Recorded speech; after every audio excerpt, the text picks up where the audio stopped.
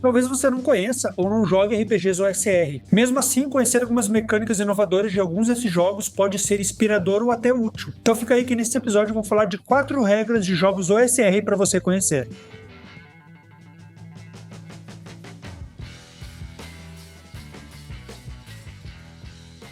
A primeira regra é de dano no equipamento do RPG Crown & School, do Hank Fernando, que ele é autor de outro jogo que é o Index Card, mas enfim, o foco desse aqui hoje é o Crown & School. Talvez você não conheça o Crown & School, é meio desconhecido mesmo, mas ele tem uma mecânica chamada de atrito, que é quando o personagem é ferido, ele não perde pontos de vida, mas sim um item ou uma perícia. Cada ferimento recebido, então, tem de riscar um equipamento ou uma perícia. Às vezes é especificado, então, qual é o equipamento que tem que ser riscado, outras definem que tem que ser uma perícia, e em outras vezes o jogador é que escolhe. Então, se o personagem tomou um golpe, pode ser que tenha atingido uma mochila e quebrou uma poção que ele tem, ou se quiser reduzir uma perícia de ladino, por exemplo, pode imaginar que ele tomou um golpe, que quebrou os dedos da mão, então, e ele não vai conseguir desarmar armadilhas por um bom tempo por causa desse ferimento. A duração dos efeitos do atrito é até o fim da sessão, a menos que ele seja restaurado, tipo uma cura mágica ou algo assim.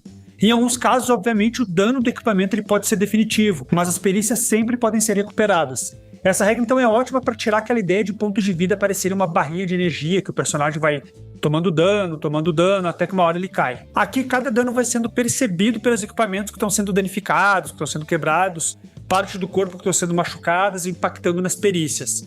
O combate vai ficando mais visual e mais dramático. Crown School usa a regra de slots de equipamento e tem algumas especificidades. Uma delas são os Hero Points, que os personagens vão ganhando e o jogador vai utilizando como uma forma de recurso, de gestão. Outro ponto diferente são as fases do jogo. Mas dá pra gente pensar em adaptar essa ideia dos atritos para outros sistemas. No caso de OSR é mais fácil porque esses jogos costumam ter uma importância muito grande para o equipamento, já que a evolução dos personagens costuma ser trabalhada então na ideia do XP por ouro. Quanto mais tesouros o personagem conseguir carregar para fora da masmorra, mais XP ele vai ter.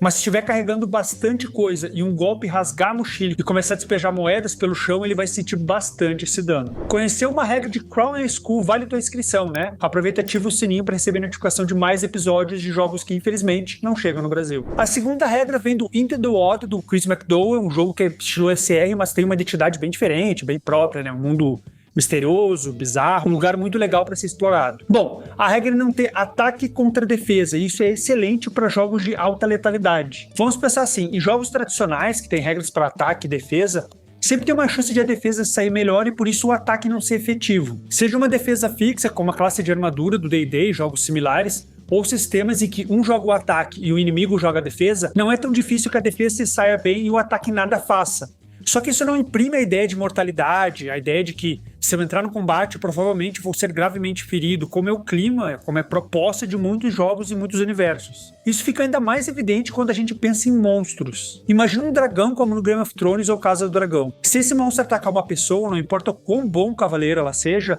é zero chance desse guerreiro se defender. Esse universo transmite a ideia de que um ataque de um dragão ele é letal, avassalador.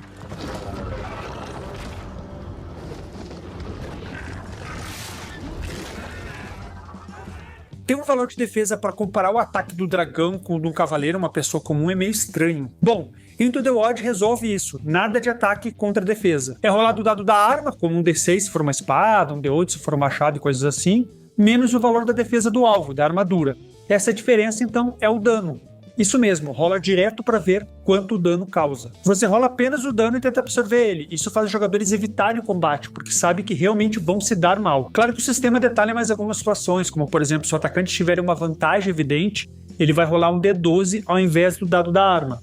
Já vai rolar um D4 se ele estiver prejudicado. Além disso, o dano vai sendo descontado dos hit points e quando acabar, então o personagem fica ferido e toma dano direto no atributo. Mas o ponto aqui é, se entrar em combate, o seu personagem vai ser atacado e se ele for atacado, vai tomar dano. Não é à toa que o Diogo Nogueira usou a base então do Into the Wild para criar o sistema dos mortos estão chegando, um jogo de apocalipse zumbi. Vendo qualquer mídia de zumbis, fica claro que se uma pessoa comum começar a ser atacada por uma horda de zumbis, ela vai ser devorada. Não tem muito como se defender. Então essa mecânica imprime essa ideia de evitar o combate, tipo fugir dos zumbis, contornar eles, porque se começar o combate é dano direto. A próxima regra é de Shadow Dark, o jogo que esse ano recebeu 4 prêmios N, além de outras premiações que ele tinha recebido, e felizmente ele está ganhando bastante notoriedade. Shadow Dark é desses jogos SR que prima por um minimalismo. Tem regras enxutas, mais objetivas, simplificando o que o D&D moderno se tornou, e sendo mais simples até e mais rápido de aprender do que alguns outros jogos OSR, como por exemplo o DCC. DCC é excelente, mas ele é meio truncado. Mas mesmo sendo simples na base, a autora, Kelsey Jones, criou algumas regras próprias que ajudam muito a imprimir essa proposta do jogo, a proposta do Shadow Dark. Bom, uma regra do Shadow Dark que é incrível é que cada tocha no jogo dura exatamente 1 hora no mundo real. Sim, isso mesmo. O tempo de consumo eu considero o tempo que está rolando na mesa. Eu acho essa regra ótima por 3 motivos. O primeiro motivo é que ela combina muito com a proposta do jogo, que é colocar a escuridão como algo impactante em jogos de Dungeon Crawl. Não é à toa que só monstros desse jogo têm visão no escuro, nada de elfos e anões com essa capacidade. Bom, se a ideia é a escuridão ser algo aterrorizante, além de encontros aleatórios que são relacionados com a luz da dungeon, pensar no impacto das tochas faz muito sentido. O segundo motivo é que essa regra simplifica essa gestão de equipamento consumível, que normalmente se for algo muito detalhado no jogo pode ficar chato, ficar aí anotando uma depois da outra. E além disso, ao simplificar colocando que a duração da tocha é 1 hora no tempo real, também se cria tensão, e esse é o terceiro motivo dessa simples regra ser ótima. Se os jogadores começam a perder muito tempo debatendo algo no jogo, percebem que o tempo está passando e eles estão perdendo um recurso valioso, que é justamente a luz das tochas. Então, se eles desperdiçarem esse recurso, bem, na escuridão, os monstros vêm. A última regra que eu trago do jogo ESR é o dado de uso do Black Hack. Já falei sobre essa regra em outros episódios e sigo falando porque eu adoro ela. Já falei que essa coisa de ficar anotando cada tocha, cada consumível pode ser algo chato. Digo pode porque tem jogadores e tem mestres que gostam desse tipo de detalhamento, mas ok, eu não gosto. Mas se por não gostar nós abrimos mão de ficar contabilizando em detalhe, o efeito, a consequência disso é que pode tirar o efeito dramático que algumas situações podem ter pelo personagem estar ficando quase sem recursos. O dado de uso resolve isso trazendo a decisão para os dados. Nem o jogador ou o mestre precisam ficar anotando, nem a decisão fica subjetiva demais. Então como funciona essa regra? Sempre que o item estiver descrito como tendo um dado de uso, significa que ele é consumível e vai estar dizendo qual é o tipo de dado de uso, tipo D6 ou D8, por exemplo. Quando usar esse item, o dado de uso deve ser rolado. Se o resultado rolado for 1 ou 2, o dado desce uma categoria. De D10 vai para D8, D8 para D6, D6 para D4 e de D4 acaba o recurso. Por exemplo, se o mestre estipulou o tempo de 15 minutos no mundo real, a cada 15 minutos o jogador que tem um personagem com uma tocha vai rolar então o dado de uso dela, que é um D6. Passou 15 minutos, ele vai rolar um D6, se tirou, digamos, 3, tudo certo, o jogo continua. Dali 15 minutos ele vai rolar de novo o D6, se tirar 1 ou 2, ele desce uma categoria de dado. A partir de agora, a tocha vai ter um D4 como dado de uso. Então, dali a 15 minutos, se ele rolar um D4 e tirar 1 ou 2, a tocha acabou, apagou.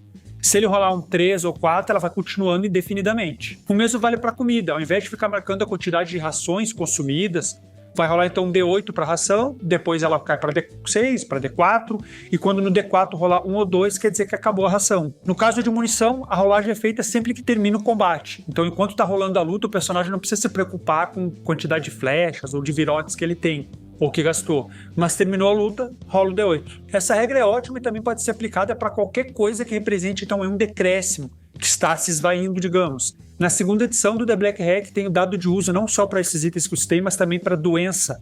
A evolução da doença em alguém infectado, então ela vai sendo representada por testes no dado de uso. Chegamos no fim do episódio e se você ficou até o final, vou te pedir para comentar aqui qual dessas regras que eu trouxe mais gostou. E claro, te agradecer por assistir todo o episódio. Obrigado. Um grande abraço, até mais.